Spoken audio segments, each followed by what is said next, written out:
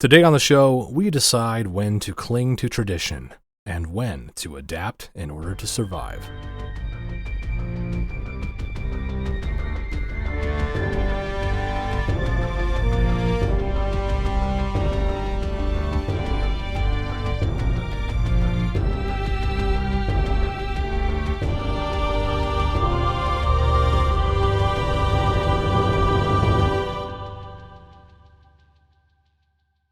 Welcome to Lore Party, the podcast that explores the stories, characters, and universes of our favorite video games. I'm Connor. And I'm Kevin. And it's a red letter day. I'm so excited that we're finally cracking into a new game today. I'm psyched about this one. It's probably my game of the year of 2020. Probably my favorite game I played that year. It's none other than Ghost of Tsushima. And I understand that you're still playing through it, Kevin. So how are you finding it so far? I love this game. I think it's one of the most beautiful games I think I've ever played. I think it's one of the best acted games I've played. The acting is amazing, yeah. The acting's amazing. I know we were just talking about it, but the acting is really, really good. Mm. I think everything from even the art style in the menu when you're looking at pieces of lore that are, my Assassin's Creed history, kind of lesson stuff. Yeah. That stuff, the art alone looks great. Everything about this game is beautiful. And so I'm having a blast playing it. I love it. Yeah, I actually still pick it up every now and then. I have like a new game plus that I'm working on, and there's still plenty to get out of it. And yeah, it's such a well-designed open world. That's what really struck me is I had some of that open world game fatigue that a lot of people talk about. These games that are huge and there's so much to do. But with Ghost of Tsushima, it's everything felt so organic and living and breathing, and the exploration factor was just on point for me. But what we're gonna get into today on this episode is one of the main themes that I took away from the game, having completed it, is how, not only was it just a really fun, really well done action game and open world action game, but it made us take a really hard look at the lines between doing what's best, fulfilling your duty, and doing what it takes to survive. This journey that we go on with the main character, Jin Sakai, it really stuck with me, just the choices he had to make, the sacrifices he had to make, and how his situation and how he chose to deal with the situation clashed with how he was brought up. There were a lot of just, crisscrossing themes with that I really enjoyed. Yeah, when I first started it, I realized that's what they were going to hit home right away within the first couple missions. He even mentions, he's like, what, like a thief? That was the theme of the first couple missions. And I, like you said, with the open worldness, I normally do get burnt out on that. Skyrim burned me out for a while because I was just trying to do everything. But this game really, even in the side quests, they kind of talk about that stuff. How first it's what it's like to be a samurai, but also then what does it take to actually survive? And sometimes what you have to do may be different than what you want to do. And those themes, it really, everything, the side quests, all of it, it encompasses it very well. Absolutely. Yeah, we're going to talk a little bit more in detail about, the samurai code and Jin's relationship with the code and kind of his expectations and all the different pressures that weigh on him throughout the game, as well as his, ongoing decision to bend the ethical guidelines that he's been raised with. It's a subtle conflict, and, it really builds the backbone of this game that we're going to dive into. But before we get into that, some quick housekeeping. Just want to remind everyone out there that we love to hear from our listeners. So please don't be shy about emailing us at podcast@loreparty.com with your stray thoughts, your episode ideas, anything you'd like us to know. And you can also catch us on Twitch. We stream on Twitch every now and then. Be sure to follow us at twitch.tv/lore_party. And of course, you can always connect with us on Instagram and Twitter at lore_party. So why we're talking about this, what we want to get at today is, for me, I really just wanted to unpack how Jin Sakai's personal story shows us that good intentions aren't everything. Even though he's setting aside his own inner conflicts to defend his home and his people, he always has to face the consequences of breaking the laws of his land and the tenets that he was brought up with. There are always consequences to those decisions, and he faces pushback from straying off the beaten path that was set in front of him. But he does it anyway, because it's like, what else is there other than doing what it takes to survive and protect my people? It's this like, it's almost like a Greek tragedy in the sense of like, I have to do this, but it's going to cost me. It's this really interesting journey that I just wanted to dive deeper into in terms of what's going on with Jin himself and, what he has to give up and what that costs him. Yeah, and for me, I really want to talk about this because I think looking at war and not just, tournaments and duels and that kind of stuff, I think that also plays an effect, and seeing such disaster and torture, I think it kind of makes him question a lot of things about what should be done rather than what am I allowed to do. Right. And so, I think there's a lot of different aspects of his journey that affect how he thinks about this. Yeah. And I think because he's the one experiencing them as well, it's going to alter the conversation he has with other people who have not experienced those things, and they just, don't understand it, or they're stuck in their ways or tradition or blah, blah, blah. Like, I think his specific circumstances and journey, that's the biggest thing. Absolutely.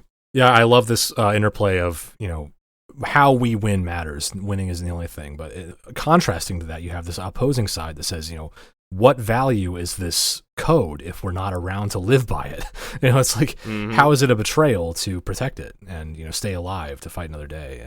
We'll get into all of that and more. But first, we're going to take a quick break to hear from our sponsors. So stick around and we'll be right back.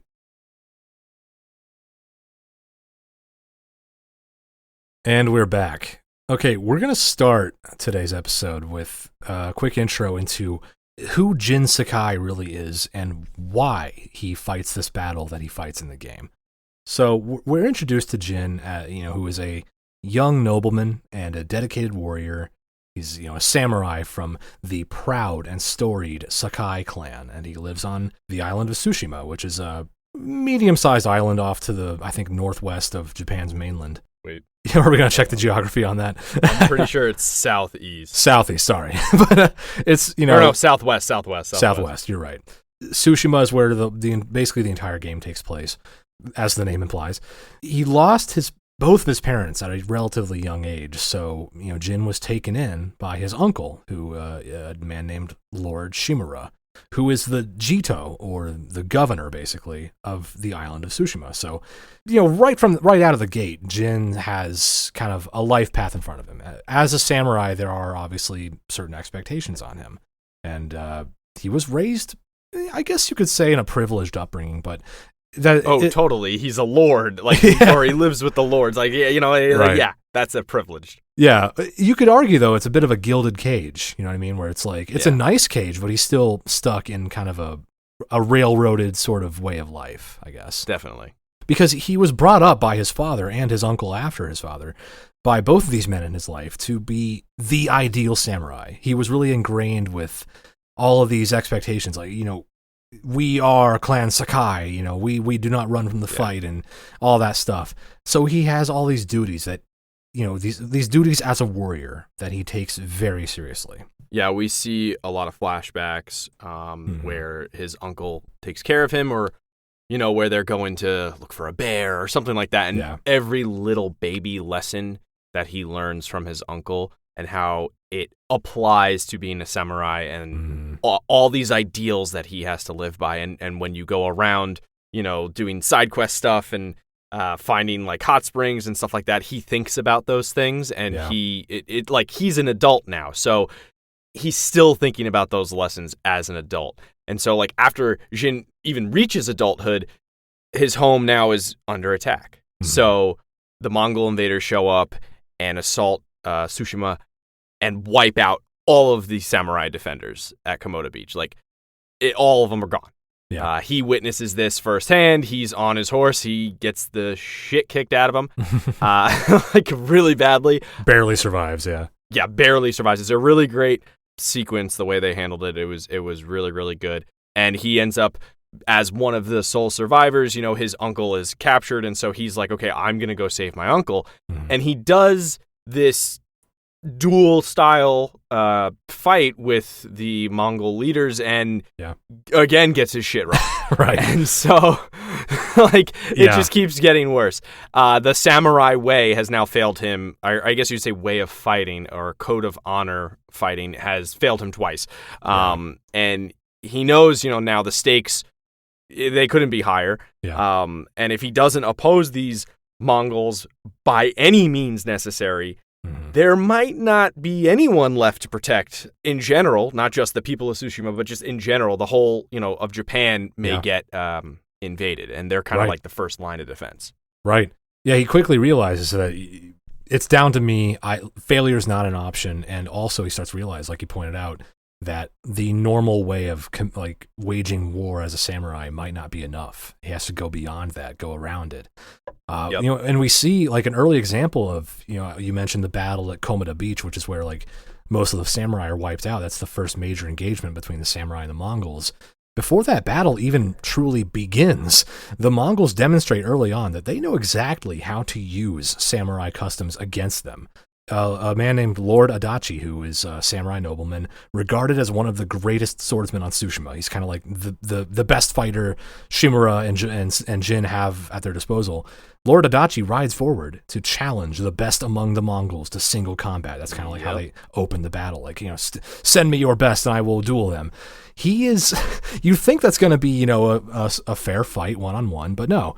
Lord Adachi is unceremoniously doused in oil and then set ablaze by Khoten Khan. Just completely like catches him off guard. He doesn't expect that at all, so he just burns to death. The samurai have lost possibly their strongest warrior, and also it's a huge morale victory for the Mongols. They've immolated one of the best of the samurai have to offer. It's fucking crazy. So like you really quickly learn early on that the Mongols don't fight fair, so maybe we shouldn't either, is kind of what Jin starts to realize. But that's not like an easy decision for him. He struggles with that big time. Definitely. Yeah. I think the whole dishonorable kill thing, it freaks them out. Yeah. I mean, if you see all of them just kind of like sitting on their horses and they're like, what the hell? This isn't supposed to happen. Like, what? You can see it on their faces. They're like, that's not right, man. You can't do that. They're just disgusted and appalled by it. So when we get to Jin like running around doing stuff, when he gets his first dishonorable kill, he cuts that man's throat and everything. Mm-hmm. He is just, when you say the guilt, I mean, it's really, really bad. It hits him. It hits him because the whole thing is he just keeps thinking like, this is not what my uncle would want. My take on that is, bro, I don't think your uncle would want you to die. That's just me, but I don't know. He hears his uncle's, voice of disapproval, but, okay. He feels the disapproval, but despite all these, misgivings, these new tactics prove pretty effective. That's right.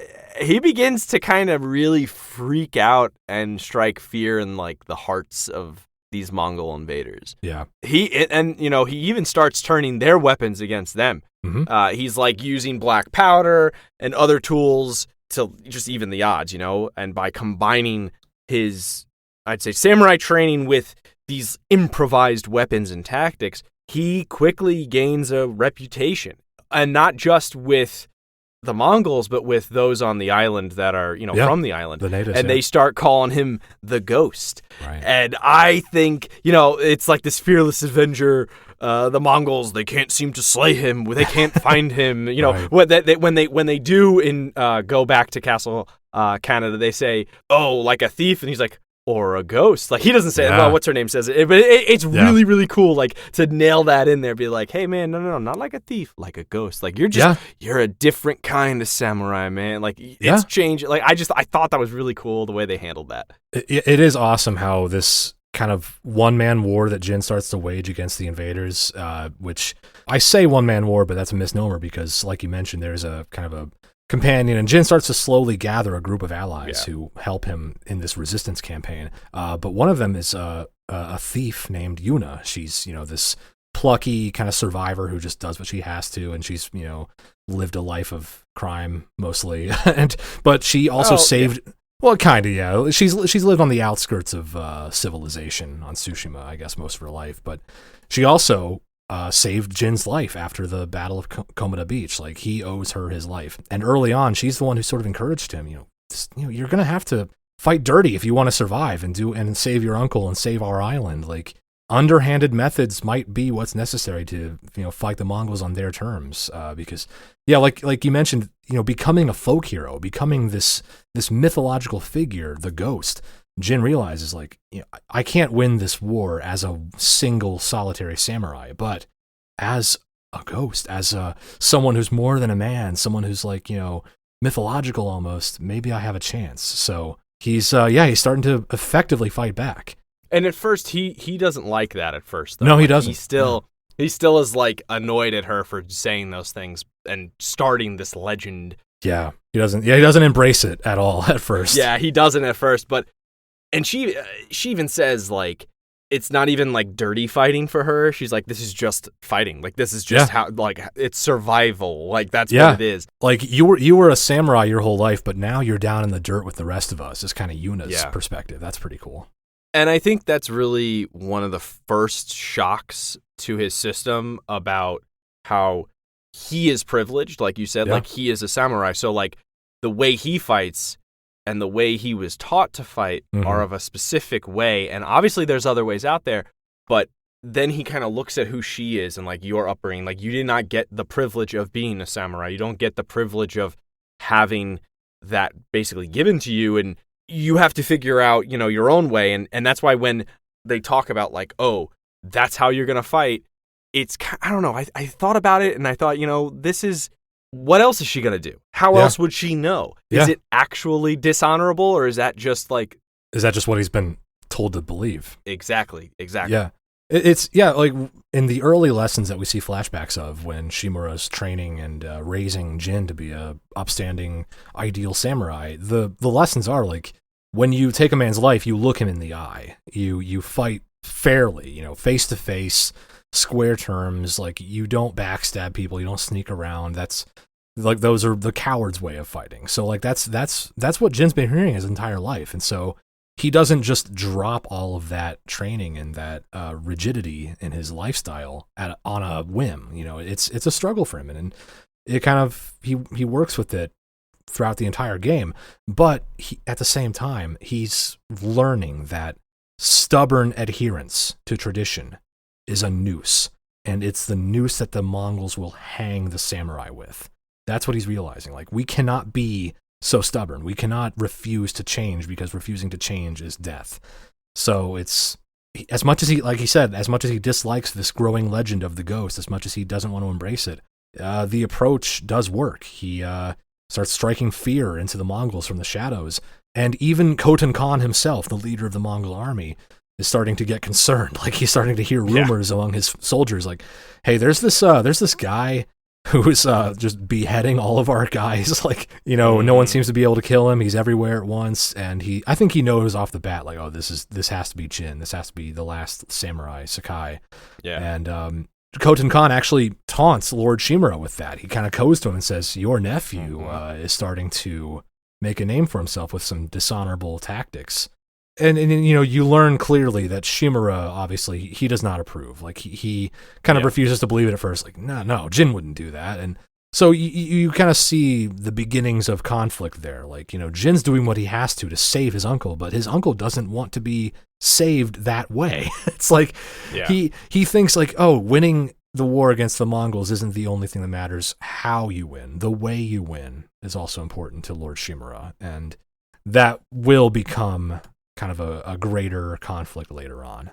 What's funny too, though, is he seems to be the only one complaining about it. Everybody else is like, oh my God, you saved me. I'm not dead. Thank you. Like, they're like, oh, cool. You mean you threw that bomb at this guy and killed him, and you didn't have to risk yourself and maybe me? Yeah. Oh, cool. Great. I'm alive. Great. No complaints here. Yeah. All the villagers are like, that was sick, dude. How'd you do that? I've never seen anyone fight like that. That's cool.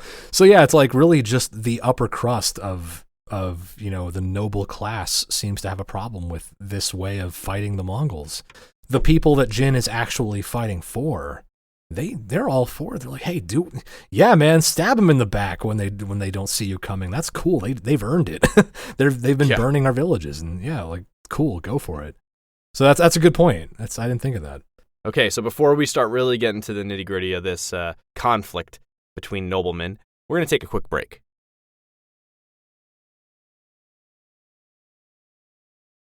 All right, now we're back, and we're going to talk about what happens after Jin saves his uncle, because a lot more happens after that. Yeah. A lot more. But wait, there's more. There are going to be a lot of spoilers here, just heavy spoilers. Yeah. I should know. Probably should have mentioned from the beginning, we will be getting into sort of ending spoilers for the Ghost of Tsushima, so if you haven't finished the game, now would be a good time to maybe pause and come back later.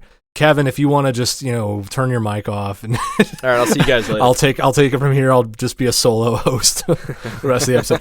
No, I do feel bad. Like, you know what happens, I guess. Oh, I definitely know. I know. It's good. It's good. It's all good. We'll discuss, what happens at the end of the game. I hope you still, keep playing through it and experience it firsthand, though. It's definitely worth it. But we do start to see kind of the beginning of the end here when Jin rescues Lord Shimura from captivity. And the goal there is, once I free my uncle, we can both start working together to rally an army to, fight back against the Mongols on level ground, take this thing to the next level, basically. Around this time, Shimura plans on sending a message to the mainland of Japan, asking the shogun for assistance. So it's kind of like, we're going to get reinforcements. We're going to, kick the Mongols off of Tsushima, and things are going to be great again. Like, basically, we have this foreshadowing of the rule of law will slowly start returning to Tsushima, and it'll start trickling down, you mean? Yeah. What? But the that doesn't work. What? Oh no, really? Oh man. But the kicker here is that basically means Jin is no longer acting without oversight. Like, his uncle's back on the board. The shogun is going to start having influence again. So rule of law will be a thing again. Yeah. That's going to come back to be a problem. Yeah, it's going to bite him in the butt. Basically, what happens is, during the battle to retake Castle Shimura, Jin warns his uncle of a Mongol trap. Now, obviously, he knows a lot more about their technology and their warfare and stuff, because while his uncle was, a prisoner, he's been doing stuff. He was taking down, small bases and stuff, and he knows what's going on. He's been doing some up close and personal studying. Exactly. You want to talk about like art of war stuff, like, he's really been paying attention. Yeah. Clearly, because he's been doing what they do. But Shimura orders his soldiers ahead anyway, because he's, we're samurai, we're going to do this way. Yeah. And then it leads to just devastating samurai losses. Yet again, the beach again. It's a repeat of coming to beach, pretty much. Yeah. And it's also during this battle that Shimura witnesses firsthand Jin's troubling new terror-based tactics in action. We'll say. This part was sick. Really quick, I just want to say, like, Jin does kind of show firsthand what the ghost can do, and he just jumps behind a Mongol commander and just slices his head off in front of a crowd of Mongol soldiers and just scares the shit out of all of them. And so it's like this fear tactic that he employs, but Shimura sees it and he's like, Jin, what is wrong with you? Like, what the fuck, like, man? The fuck was that? What did you just do? Where'd you learn to? Who's been teaching you this? Who's been teaching you how to cut heads off? Not like me. Come from on, behind. Yeah. They get into a nice big old heated argument. Family drama. Yeah. Shimura basically takes the position that Jin must fight as a samurai with honor. That's the only way a meaningful victory can be achieved. He basically just keeps making the point, like, Jin, honor matters. We have to fight without sacrificing our honor. While Jin's response to that is, honor died on the beach.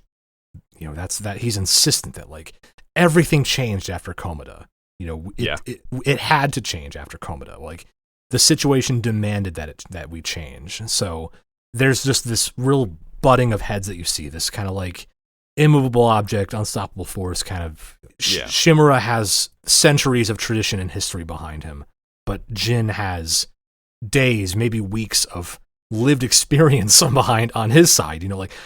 I've been out there, I've seen it, I know what it takes to beat these guys. So it's a heated, like you said, a heated debate, and there's quite a lot of emotion in it too. This is basically a father and son thing happening, because one thing that I'll note that I didn't bring up earlier, but it's important to know, is that Shimura had been planning on adopting Jin officially after, when things calm down. He's been saying to Jin, when the Shogun sends his reinforcements and when we win again, when we beat the Mongols, I plan on officially adopting you. So you'll be the heir to the Jito, basically.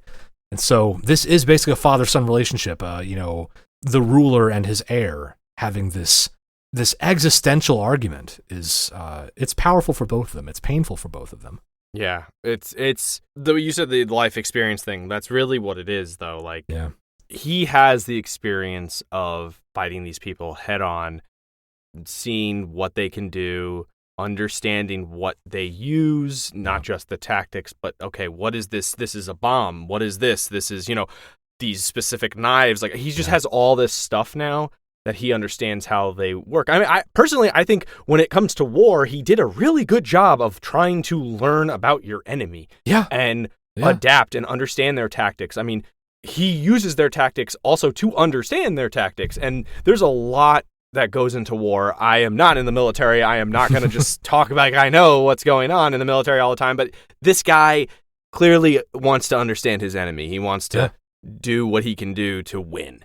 And so, to end the battle decisively, without unnecessarily risking the lives of even more samurai, Jin takes it upon himself to infiltrate the castle, and then he poisons the Mongol occupiers. Right. So he is successful, because, come on. And the castle is obviously, it's recaptured, but as a result of his brutal and dishonorable methods, Shimura has Jin detained and stripped of his title. Yeah. So clearly winning the battle wasn't enough, Nope. It's pretty. I don't approve of this situation. This decision is bad. Yeah. It was really. Yeah, this is crazy. I was mad at Shimura at this point, because it's you got us results, you won the battle for us, but you broke the rules doing so. It's you resorted to the methods of a thief. You were a backstabber, you were a sneak, and poison is a coward's weapon, yada yada yada.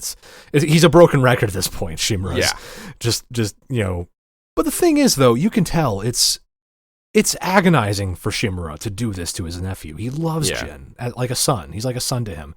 So it's obviously not something he takes joy in, but he, like we've established, he's kind of a slave to tradition, and the rule of law is ultimate for him. It's absolute for him. So yeah, Jin is locked up. He's sitting in a cell, or sitting in a locked room, while Shimura is clinging to tradition and doing this song and dance, this kangaroo court bullshit at his own expense, really, because while he's doing this, he's taking the best weapon he has against the Mongols away. And while that's happening, the Khotan Khan and his best soldiers are preparing to invade the mainland.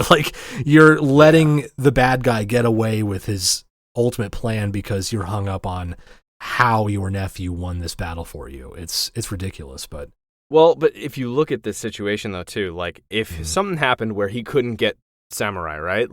He had to create an army of farmers and fishermen and stuff, just regular everyday people, and peasants, they went into battle and they did those things. There's two things about this. First thing is, I don't think he would yell at them and say, you were being dishonorable, because they don't know how to fight. They don't follow the code. And that is why I think Jin is important in this aspect, because he knows the codes. He knows the traditions. Yeah. He knows those things. Therefore, he is obligated to follow them. And I think that's what's the biggest thing about this whole situation is, these things. You're trained to do these things. You took up oaths to do these things. If it was just everyday Joe Schmo, yeah, I would be whatever. I would be yeah, that's pretty messed up, but you know what? You did it. Good job, kiddo. But you're supposed to be a specific way when you fight. you are not supposed to deviate. And I think that's what is the biggest thing here. There's an expectations that are set. Yeah, that's an interesting point because it's like saying to Jin, like, you should know better. It's almost like a parent being so disappointed in their kid because, like, oh, I know you know this. You know better. You know that this is not right. So it's extreme disappointment that Shimura is feeling here. And it's crazy because, like, as much as Jin feels like he has to fight on whatever terms necessary and do whatever is called for to protect his people, as strongly as Jin feels about that, Shimura feels just as strongly, if not even stronger, about maintaining the code is the most important thing. So that's kind of like how their relationship starts to break under the pressures of this war with the Mongols. But luckily for Jin, he manages to escape his confinement, and he pursues Khoten Khan into the north, like the farthest northern province of Tsushima, or sorry, prefecture is what they call it. And so he kind of goes into the mountains where Khoten Khan has retreated, and with this kind of exodus from his uncle's, I guess, circle of trust, it's clear that there's no going back. You know, Jin is a renegade now. He's basically wanted by his uncle and the shogun. He's an outlaw, basically. Is he technically a Ronin? Kind of, yeah. If like he no longer serves, you know, Lord Shimura as his master, it's kind of like he's a Ronin now. So, you know how we talked about earlier, Jin did not want to embrace the title and this mythology of the ghost, but now it's like he has nothing left. He's not really Jin Sakai anymore. He's not the samurai lord that he once was. He's now just the ghost. He's this lone warrior on his own. And, you know, his conflict with his uncle basically has cost him his entire way of life. Oh, yeah. But even with that, he resolves to continue the fight. He just, you know, he sees no other option but to keep going, because for him, protecting Tsushima is worth any cost, even his own title, inheritance, whatever. Doesn't matter. But now, see, here's the thing. There's a bit of a blowback from Jin using poison against the Mongols. Right. Because just like he learned from them, they're learning from him. Yeah. The invaders, these Mongols, have now learned to use the same poison, and this time they plan to unleash it against the entire mainland of Japan. Mm-hmm. So here we see another example of Jin's unorthodox guerrilla war having severe consequences. Yeah. And another layer of urgency is now introduced to his whole crusade thing, right. And this whole situation now gets even worse. Yeah. If he doesn't stop Khoten Khan, innocent civilians will suffer, and some are gonna blame him. It will be partially his fault, yeah. Yeah, it's gonna now it's kind of become, well, you have endangered more people by doing what you've done and being this way rather than saving. Right. Yeah, like not only has he basically been disowned by his uncle and, you know, stripped of his title and all the privileges that come with being a samurai, he's also, like you said, put innocent people in the crosshairs, so to speak, by almost like he didn't hand the poison to the Mongols, obviously, but they did learn from him. Like you said, like there's a lot of learning from each other going on, and to the detriment of the people of Japan, unfortunately. So yeah, it's like it's getting serious. The stakes are getting really high now. But that's war. That's literally war. That's what it is. It's escalation. Like just things just keep stepping up and getting more serious and getting more deadly. Yeah. You know, luckily Jin manages to catch up with Khoten Khan and end his plans to conquer Japan, and he stops this whole invasion of the mainland and poisoning plot. That's good. That's what he's been working towards this entire time. You know, facing down the Khan and ending his life in a duel, which is a very climactic part of the game. I felt immense satisfaction at that point. So it was a high note, but then right after there's an abysmal low note, because after winning his fight against Khoten Khan and saving Japan, basically, he then must face down the only family he has left, because Lord Shimura has been ordered by the shogun to bring the rogue, disgraced Lord Sakai to justice. He's been hunted bullshit. Down. I know. Bullshit. I'm a protest. I'm gonna go out that shogun's house. I'm gonna start protesting. Free Jin. Free my man. Some bullshit. Oh my god. I know it sucks because this, like, we've been alluding to this conflict this entire time of, like, these opposing ideologies that Jin and his uncle have, they've come to their natural conclusion. They've come to a head. They've terminated, I guess is a good word, at this final point where Shimura and Jin have to face each other down, draw steel, and it's a fight to the death. Basically, it's an honor duel. And God, this was a hard part to play through, and I'm excited for you to play through it yourself, because I know it's just you have to hearing about it's one thing, living through it's another. And there's this intense duel, and at the end, Jin has the choice to either grant his uncle a warrior's death or spare him. And either way, he ends this war with hardly anything left of his former life. So a point I want to drive home is that, like, Jin's done what's been not expected of him, but what he expects of himself is to do whatever it takes and adapt, to do what's necessary to save his home. But that's cost him everything. It's cost him his, like we said, title, inheritance, privilege, really, and also his family, the only family he had left. So it's this constant give and take of painfully adapting to the circumstances, but still paying a price for it. You know, he's achieved victory, but his methods have cost him dearly. I mean, you can also look at it like Khotun Khan won in the end. Because eventually it's like, it's not just about the invasion and all that. Eventually he's like, starts to take everything somewhat personal. He does not like these guys. And so I think he kind of wins in the end because he ruins both their lives. That's a really good point, because Khotun Khan's kind of entire approach to invading Tsushima has been the value of knowledge and learning your enemy. We've alluded to that as well, as like learning from your enemy and using the knowledge of your enemy to defeat them. Like, you know, Sun Tzu said in the timeless art of war, if you know yourself as well as you know your enemy, something like that, something along those lines. You need not fear 100 battles, something along those lines. And you know, early on in the opening cutscene, basically, or when Khotun Khan first talks with Lord Shimura, he explains, like, you know, you prepared for this day by training constantly, by, you know, learning the sword and yada yada. I prepared for this day by learning your language. I learned your traditions. I learned you as well as I know myself.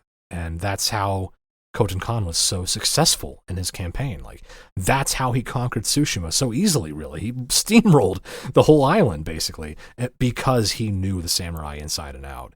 And I think that's a really good point you've made, that by forcing Jin to adopt the Khan's tactics a little bit, you could argue Khotun sort of left his mark on Japan. Like, he carved his place in history by, you know, impacting Jin so deeply and fracturing this relationship between Jin and his uncle. Like, he's made an impression. That's a victory in and of itself, even though he died and his invasion was thwarted. He kind of won in some way, at least.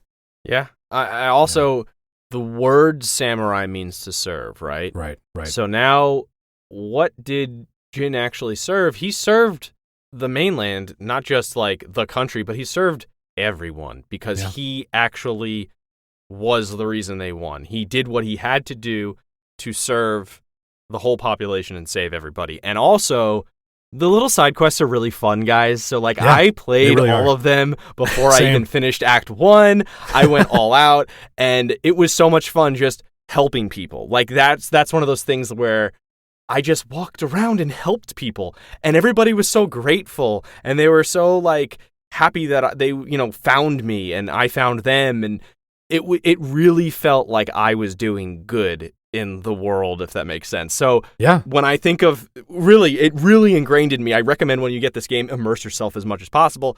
It really, really made me feel great to do the things I was doing to save people, especially too because, like, you are the only one who can do that. Like, there is nobody, and so it was great. I had a blast just becoming, you know, a savior and helping people. Yeah. Like, little things, too. It was like, you know, oh, go get this medicine for this person. Like, it's a fetch quest. Like, it's not even, like, anything crazy.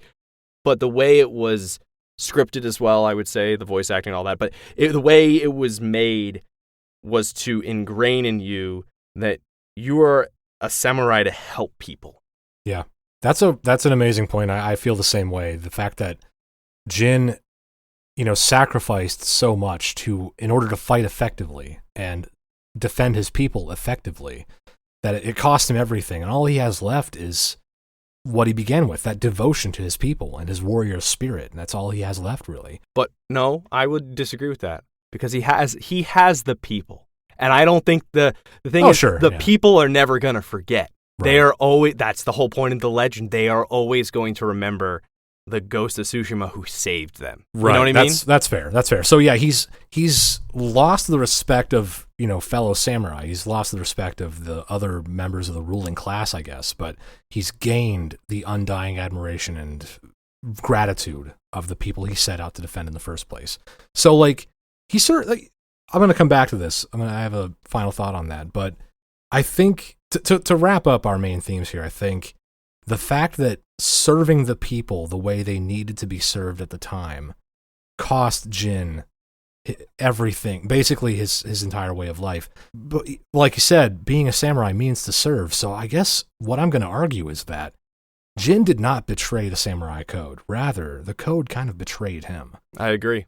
It no longer served its purpose. It did not. It could not adapt. Therefore, it had to die, basically, just by the rules of the jungle, really. So that's kind of where it leaves me, at least, at the end of the game.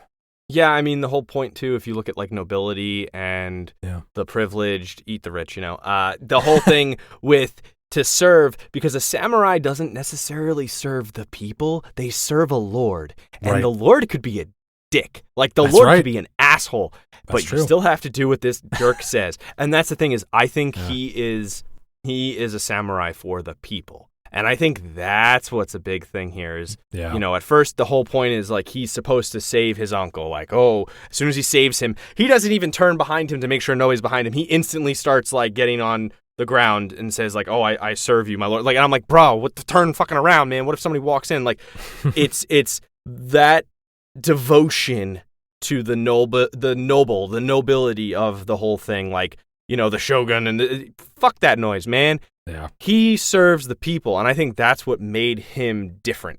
Yeah. And I don't think changing his ways or anything like that was really like a screw you to the code. Obviously that wasn't his intention. Mm-hmm. I think the whole point was like, I'm here to serve the people. And I think that mindset and change, especially when he's walking around these towns that are destroyed, seeing dead bodies, seeing people get tortured, seeing people dying, I think the code itself morphed within him and became where it's like, I also serve these people. Like, what am I just going to let these terrible things happen to these people? No, I'm going to try to save these people.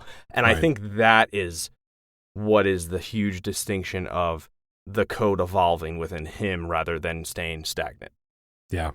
Yeah, to wrap up with kind of my final thoughts, I think that's really well put. I do think that Jin held on to the code so rigidly at the beginning of the game because it gave him direction. It was a guiding light in his life, and it was also kind of an artifact of his upbringing. It's what he had to hold on to after his parents died, and this formative relationship with Lord Shimura that really defined him as a person. That's why he clings to it so dearly at the beginning, but he also loves his people so much that he's willing to color outside the lines, so to speak, get his hands dirty and do what he has to. Because like you said, I think more than serving a master, he serves the people. He's a samurai for the people.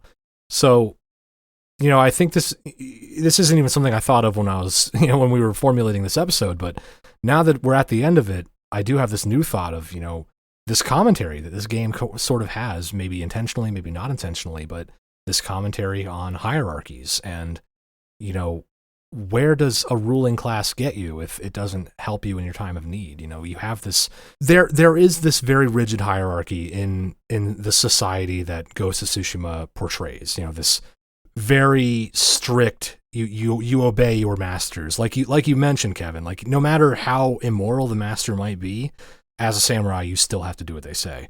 And so I think Ghost of Tsushima sort of pokes holes in like, this hierarchy doesn't serve its purpose anymore. And Khotun Khan comes along and shows hey, if I'm able to just show up and topple this structure, maybe it didn't need to be there in the first place. It's kind of like the nature testing, your survival instincts and whether you are fit to survive or not.